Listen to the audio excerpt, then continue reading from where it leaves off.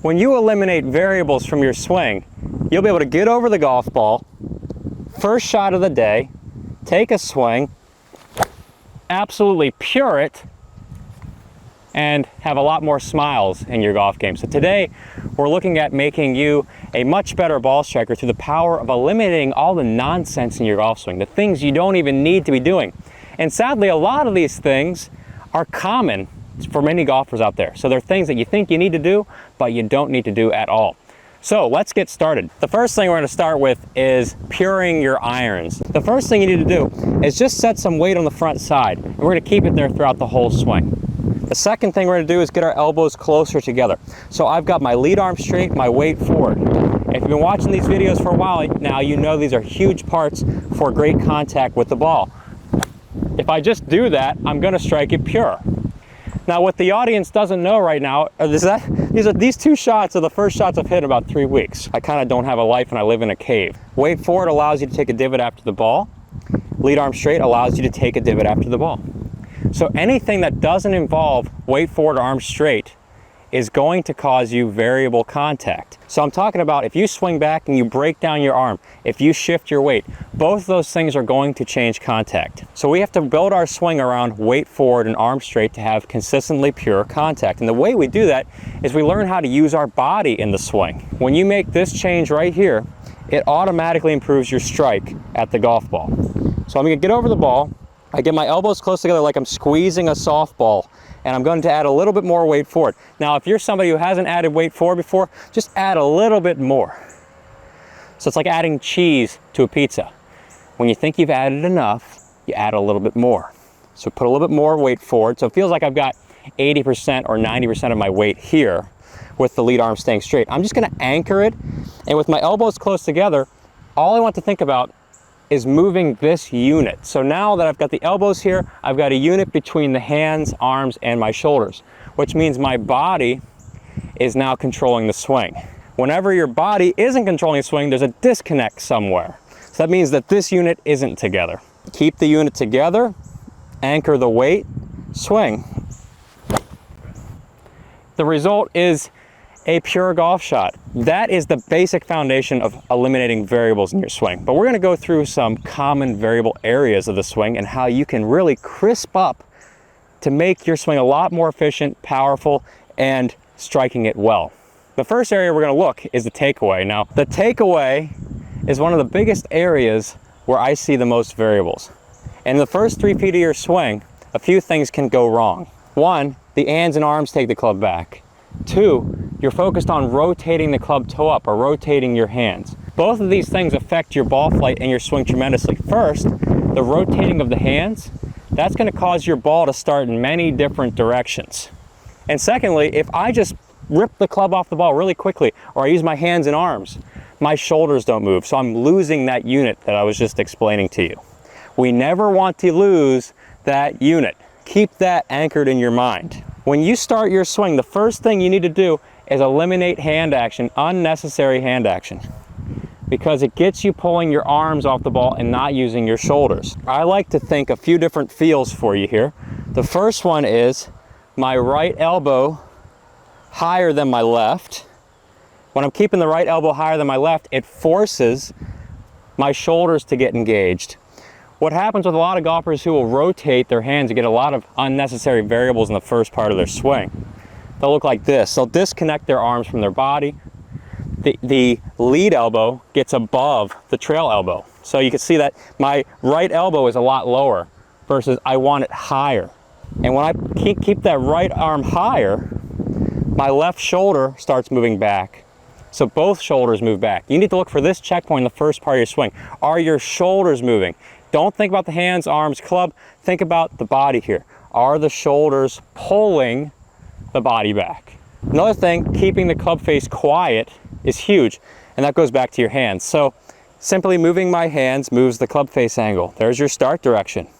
You want to hit it straight, pay attention to this one. I think we all want to hit it straight. When you start back, that hand should move. You see how when I take this thing back, I'm really just doing this. Nothing's changing. That's the feel right there. That's the move. The club face angle always stays the same. Now when I add the tilt to the ground, that's where it looks a little different, but it's the same move. So I'll go down here, I add the tilt, it's the same. Perfect your takeaway by thinking right arm higher than the left in the first few feet of your swing.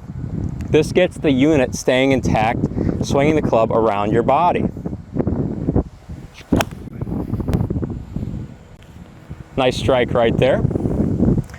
Next thing we're gonna look at, this one's not talked about a lot, that halfway back position in your swing. You can see a lot of things with golfers who slice or hook the ball. We can fix them at this point. If you look at where your club face is positioned halfway back, if it is pointing back at the camera, meaning too far away, it's too closed. If it's pointing the opposite direction, it's too open. I see this one a lot because there's a lot of golfers out there slicing the ball off the planet. So when you get to this halfway back position, check and see if your club face is still square. After that, it's really easy to get into a good place at the top. So you think about takeaway, keeping the hands quiet, moving this unit, right arm above the left, keep the right arm feeling like it's above the left, the face will stay square to the top, so you're gonna hit it straight. Now we're gonna look at some of the variables at the top of backswing position that could be ruining your game, and we're gonna eliminate them so you don't have to work so hard. One of the things that a lot of golfers do is they try and coordinate vertical movement with horizontal movement. They try to coordinate lifting of the arms with turning their body to get into a backswing position like this. The problem with that is, you guessed it, coordination. We don't have time to time. So what if you could get into a great backswing position without using a whole lot of coordination? Well, it is possible when we have this unit intact. So as I'm swinging back, I'm going to keep my front shoulder pointing more down towards the ground. By doing this and keeping the unit intact, you'll see that the club goes up and in. So there's that vertical and there's the turn without having to do any of that with your hands and arms. So continue to take the club back, pointing your left shoulder down, down, down, down, down, down, down, and watch the body turn. That's happening automatically. And watch the hands go around the body. So we're in a really good backswing position here without much thinking. Eliminate about 7,000 of your backswing thoughts right now. And it's a great swing thought. I love using this one when I'm on the course. I'll think, point the front shoulder at the ball. And it's crispy again. That's pretty remarkable, isn't it? That we can have a repeatable golf swing, powerful golf swing without a whole lot of effort. Now, the next thing we'll look at is the downswing. What do we do in the downswing? There's a lot of different pieces you'll see out there. Do we fire the hips? Do we start down by trying to pull the club or drop the club? How do we get back to the ball? And one of the ways I love to eliminate variables is I don't want to think about any of those things. So what I like to do is I tuck my right arm in at setup. With my right arm in, it automatically gets the club in a shallow position. So look at this right here. This is the visual. If we just swung from this position, you would never get over the top. You'd never need to drop the club. You'd never need to think about when to fire your hips.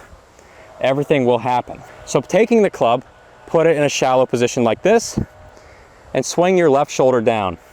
There's the backswing. Now, starting back to the ball, I want you to think, send your right shoulder towards the target. If you keep it in this position, you are going to stripe it. We want the club, when you start down, to be behind you here.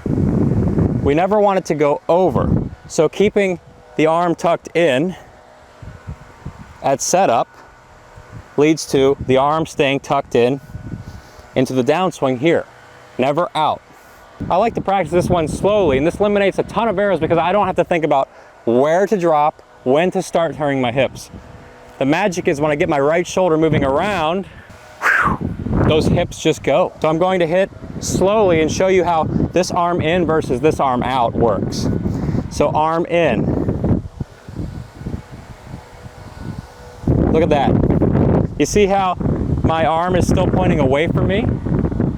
If I let this arm go out, now it's pointing towards me. Let's hit a ball slowly. That feeling right there, see how I'm hitting out to the ball? Versus if I let my arm get away from me in the downswing, it's down, it's steep. Yeah, I took a divot there after the ball, but that wouldn't have much power in a full swing.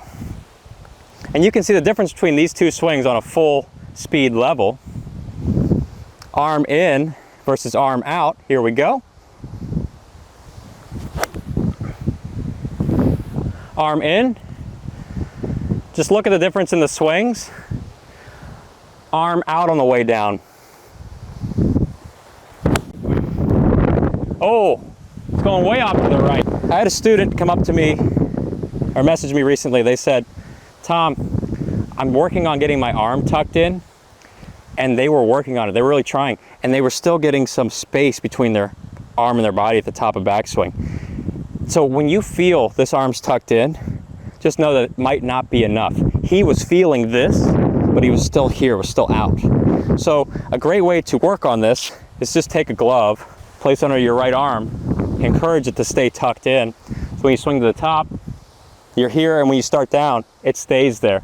Or if you were to swing steep, it falls out. You can even put a T in there to get even more ruthless with it. And the last thing we're gonna look at is how do we hit the ball and hit it straight repeatedly. This piece plays a huge role in how crispy you hit the ball, how straight you hit the ball. We're looking at the hands and the wrists. So as I've got this unit, I'm swinging into impact. What happens from here to here is one of the most important things in the golf swing. So if you are focused on trying to turn your hands in this millisecond at a time, your ball is always going to start in different directions. So it's really hard to tell where that's going to go. You might as well just roll dice, hit the ball, and get a different result. I'd rather see that we eliminate the variable of coordination by keeping the hands quiet through the strike. So if you think about moving your right shoulder towards a target and keeping these elbows together, you'll see the club face works like this. Square, square, square, square, square. It doesn't do that.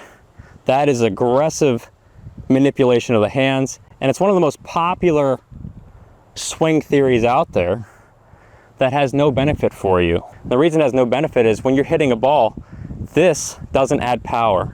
All it does is change the club face. So you're really just making golf more hard on yourself. So what we do is we keep this unit intact and we're swinging our shoulders around the body.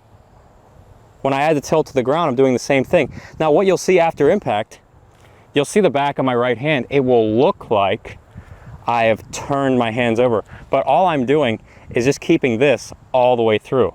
So you see how quiet that hand is? That's not this, but this. And this hand is quiet, this arm is quiet, the shoulder's just doing it. Whoop. I finish. That was a pretty straight shot. Good strike. You see that back of my hand. I'm going to take the hand off the club now. Look at that. I can almost re-grip it. It's the same as it was at address. So I haven't turned it over. Last thing, when you're looking at crisping up the ball, you think about getting that club to stay down longer.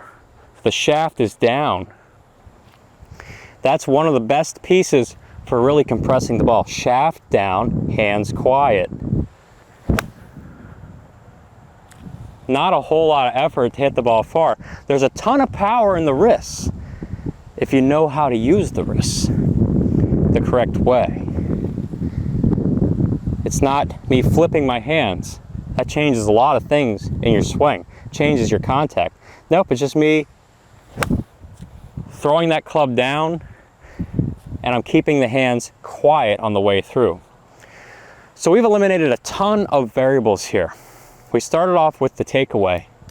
If you kept that feeling, tying this all together, if you keep this feeling of the elbows close together, with the weight forward and the lead arm straight, and you were to just swing your shoulders around your body, arm tucked in, swinging my left shoulder down at the ball, backswing taken care of. And then I start with my right shoulder moving towards the target. As long as that right arm's tucked in, my swing will be devoid of any variables. And you'll see that the club traces the right positions time and time again. All I have to think is shoulder movement. When I'm standing up straight, this is all it is. The challenge comes in when I add the tilt to the ground. And that's why you should look at your swing and see, is this coming undone at any point? If I lose my elbows, then I have lost this unit, and now I'm going into the land of compensating for my swing. Variables, the land of variables. So we get over the ball, keep the elbows together, we swing, and we hit it crisp.